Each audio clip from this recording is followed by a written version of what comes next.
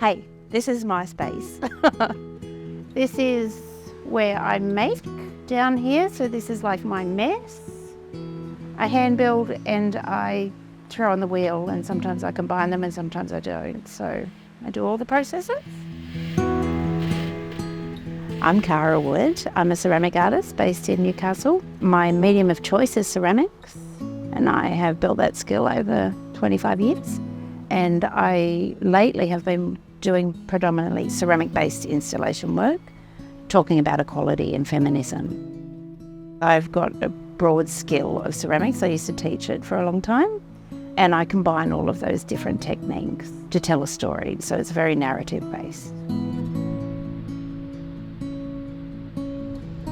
When I approached Liddell, I had no concept of anything other than I was going to go and visit this space and then see what they wanted. I really love grungy factories and all the nuts and bolts of stuff. So I was like, oh yeah, I want to go for a tour of Liddell. I'll be in for that. So I registered.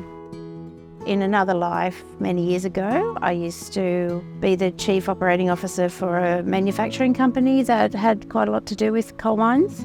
And so I have a knowledge about, how that side of things work and where coal goes and what they do with it and the processes. So I sort of had that connection. But the similarity to my normal work is I'm interested in people and the human side of our world. And that's what I saw when I went to Liddell. Everyone that you met along the way had been there for quite a long time. There was just this sense of camaraderie, I suppose, and they just loved Liddell. And they were really, really sad that it was closing down. And I think they talked about it like it was their friend. So I was thinking about the thousands of people that worked and walked on those floors and all the footsteps and lives that would have been in that building that will no longer exist. So my proposal was to take 51 impressions of the floors all through Liddell because it's been operating for 51 years. And then from the plaster casts, I will roll beautiful porcelain and make paper thin tiles of that will be installed maybe with a light under them that will float, so it's like a memory.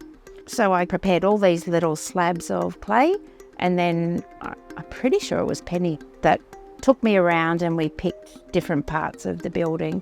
Some I picked, some she said, what about that one, and so we did it together. And I took impressions of the floor.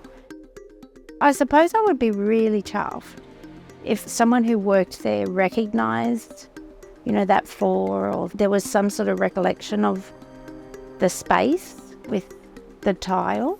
That would make me happy.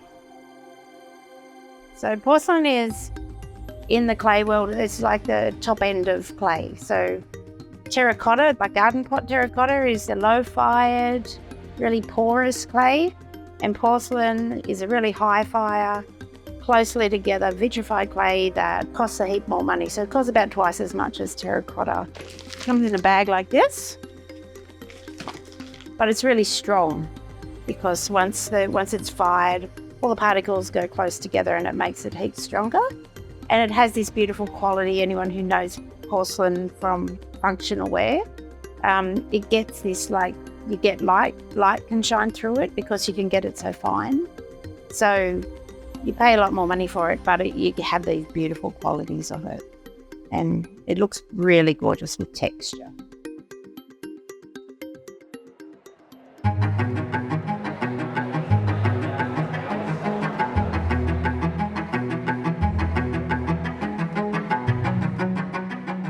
So the piece that I finally made wasn't actually the piece that I proposed.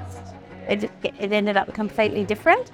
The original proposal I had was to make wafer-thin porcelain pieces of floor impressions that I would float, so it would be like a memory of Liddell. But when I made that, it wasn't substantial enough for what I felt was the project of what Liddell was like, so I had to rethink what I was going to make. So the piece is 52 horsey boxes that are mounted on a floating platform and that pulsates with light.